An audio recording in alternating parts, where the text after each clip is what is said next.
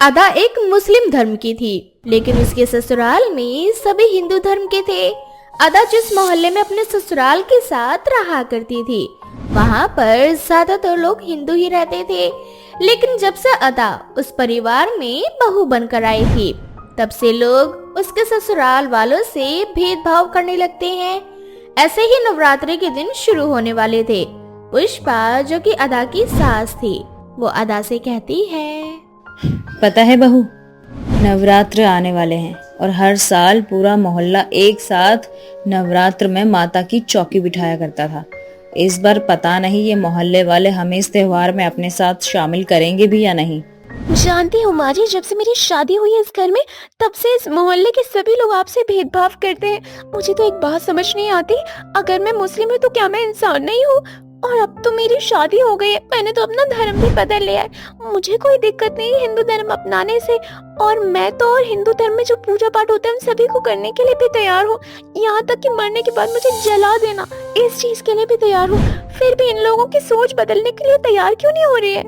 वही तो बात है ना बहू, ऐसा लग रहा है कि इस बार माता रानी की चौकी हमें अपने घर में ही बिठानी पड़ेगी, क्योंकि पूरे मोहल्ले में जो माता रानी की चौकी बिठाते हैं ना लोग, वहाँ सब लोग एक साथ मिलकर पूजा करते हैं और एक साथ मिलकर जोत जलाते हैं। इस बार तो वो हमें अपने साथ शामिल ही नहीं करेंगे।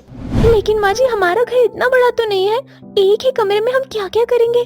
इसलिए तो मैं कहती हूँ माता रानी की जो चौकी है वो हम घर के बाहर ही लगा देते। भगवान तो हर जगह होते, इंसान का मान और भावना सच्ची होनी चाहिए। बात तो तेरी बिल्कुल सही है बहू। चल कल ना मेरे साथ मार्केट चलियो, बहुत सारा सामान लाना है। ठीक है माँ जी। ऐसे ही अगले दिन दोनों सास बहू मिलकर मार्केट जाकर नवरात्रों का सारा सामान घर पर लेकर आती हैं। और इस बार दोनों साथ मिलकर माता रानी की बहुत बड़ी सी मूर्ति ले आते हैं और पूरे घर में खुशियों का माहौल था। और नवरात्रों के पहले दिन दोनों सास बहू मिलकर अपने घर के बाहर ही माता रानी की चौकी लगाते हैं। ये देखकर आसपास के कुछ लोग उनका मजाक बनाते हैं और कहते हैं, ये लो भाई लोग, इस बार हमारे मोहल्ले में हिंदू मुस्लिम दोनों धर्म की चौकी उठाई जाएगी। हमारे यहाँ इस बार मुस्लिम नवरात्रि मनाई जाएगी। सही कहा भाई आपने रेंज, ऐसे लोगों को तो मोहल्ले से बाहर निकाल कर फेंक देना चाहिए। इन लोगों ने तो धर्म का और भगवान का मजाक बनाकर रख रखा है। खुद के बच्चे संभाले नहीं जाते और भक्ति के नाम पर दिखावा करने लगते हैं। दोनों सास बहू लोगों की बातों को नजरअंदाज करके अपनी पूजा पाठ में लगी हुई थी। ये देखकर लोगों को गुस्सा आता है और वो लोग अदा और पुष्पा की मूर्ति को गिरा देते हैं, जिससे अदा किसी न किसी तरीके से उस मूर्ति को बचा लेती है। और अदा को गुस्सा आता है और वो कहती है, अरे किस मिट्टी के बेशरम लोग हैं आप लोग? आप लोगों को समझ नहीं आता कि भारत देश में सभी को आजादी है कि वो कहीं भी रहकर पूजा कर सकते हैं? तो आपको ये मूर्ति तोड़ने और गिराने की अनुमति किसने दी? आप होते कौन है हमें मना करने वाले? इस मोहल्ले को किसी ने खरीदा नहीं है। इस मोहल्ले में अगर आप रहते तो हम भी रहते हैं। देखो भाई लोग कैसे जुबान लड़ा रहे हैं। इसकी बहू और तू तो मुस्लिम है, हमारी माता रानी का अपमान क्यों कर रही है तू? माता रानी का अपमान मैं नहीं बल्कि आप लोग कर रहे हैं। मैं तो उनकी चौकी बिठा रही हूँ। आप लोग ही माता रानी की मूर्ति को तोड़ने के लिए आए हैं, हिंदू मुस्लिम कर रहे हैं। अगर इतना ही हिंदू धर्म प्यारा होता ना आपको, तो आप लोग इस तरह से माता रानी की मूर्ति का अपमान नहीं करते। ये फालतू का ढोंग अपने पास रखो। पुष्पा ये देखकर अदा को समझा बुझाकर घर के अंदर ले आती है। ऐसे ही कुछ दिन बीत जाते हैं और दोनों सास बहू मिलकर माता रानी की पूजा करते हैं और दिन भर आरती कीर्तन करने लगते हैं। ये देखकर आसपास के लोग बहुत ही ज्यादा उनका विरोध करने लगते हैं, लेकिन फिर भी दोनों सास बहू को इससे बिल्कुल भी फर्क नहीं पड़ता। ऐसे ही एक दिन दोनों सास बहू मिलकर माता रानी की आरती कर रहे होते हैं। इसी बीच किसी ने अचानक से उनकी आरती की थाल पर पानी फेंक दिया था। जब वे दोनों पीछे मुड़कर देखती हैं, तो उस समय वो गायब हो चुका था और पुष्पा को बहुत बुरा लगता है और दोनों फिर से आरती की जोत जलाते हैं और माता रानी से प्रार्थना करते हुए कहती हैं, हे माता रानी, ये आसपास के लोग तो हमें जीने ही नहीं दे रहे। इस नमे पर आप कुछ ऐसा चमत्कार करो जिससे इन लोगों को ये एहसास हो जाए कि हम मुस्लिम भी इंसान होते हैं। ये जात पात धर्म तो इंसानों ने बनाया, पूजा पाठ करने का अधिकार तो सबको है। मैं मुस्लिम होने के बाद भी हिंदू धर्म को अपनी मर्जी से, अपनी खुशी से अपनाना चाहती हूँ और खुशी से आपकी पूजा कर रही हूँ। मुझे तो कोई तकलीफ नहीं है माता रानी, फिर आसपास के लोग हमें ये सब क्यों करने से रोक रहे हैं? जाने दे बहू, आज नहीं कल तो इनको अक्ल जरूर आएगी।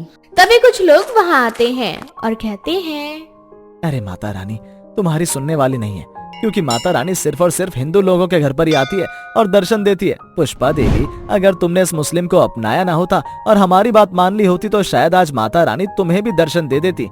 तुमने जब से इस मुस्लिम को अपनाया है, अपनी बहू बनाया है ना, तब से माता रानी तुमसे नाराज है। इसलिए तो आसपास के लोग अब तुम्हें पसंद नहीं करते। और देख लेना, माता रानी इस नवरात्रि तुम्हारे साथ जरूर कुछ ऐसा करेंगी जिससे तुम्हें अकल आ जाएगी कि हिंदू धर्म और उसके पूजा पाठ के साथ मजाक करने का क्या नतीजा होता है। ऐसे ही समय बीतता जाता है और देखते ही देखते 9वीं का दिन आ जाता है।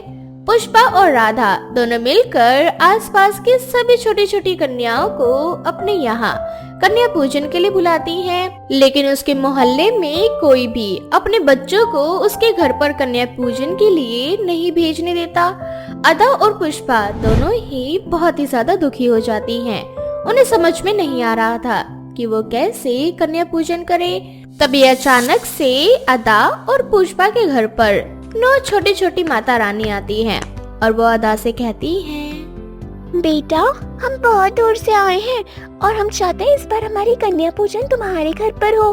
क्या तुम हमें अपने हाथ का प्रसाद बनाकर खिलाना चाहोगी? अरे क्यों नहीं बच्चों, ये तो मेरा सौभाग्य है और तुम लोगों को देखकर ना ऐसा प्रतीत हो रहा है जैसे कोई साक्षात देवी हमारे घर आई है। मैं अभी आपके पाँव धुलवाती हूँ। इतना बोलकर अदा उन सभी कन्याओं के पैर धुलवाती है और उनको अपने हाथ का बना हुआ प्रसाद खिलाती है। ये देखकर आसपास के लोग वहाँ जमा हो जाते हैं और पुष्पा के ऊपर पत्थर मारना शुरू कर देते हैं। तभी वो कन्याएं माता रानी का रूप ले लेती हैं और आसपास के सभी लोगों को अपनी शक्ति से उठा के पटक देती है। ये देखकर आसपास के लोग समझ जाते हैं कि ये साक्षात माता रानी है। तभी सभी लोग हाथ जोड़कर माता रानी के सामने खड़े हो जाते हैं और उनसे माफी मांगने लगते हैं। तभी माता रानी कहती है, तुम लोगों ने पुष्पा और अदा को बहुत ही ज्यादा तकलीफ दी है। नवरात्र के 9वीं वाले दिन हम सभी जगह होती हैं और जो सच्चे दिल से हमारी पूजा करता है उसके घर हम जरूर जाते हैं। अदा भी मेरी बच्ची है, मुझे उसका धर्म या जात कुछ भी नजर नहीं आता। तुम इंसानों ने ही इंसानों को बांट दिया है और इस आधार पर तुमने भगवान को भी अलग कर दिया। मुझे तुम जैसे पाखंड वाले भक्त बिल्कुल पसंद नहीं। मुझे भक्त सच्चे दिल वाले चाहिए, जैसे अदा और पुष्पा है।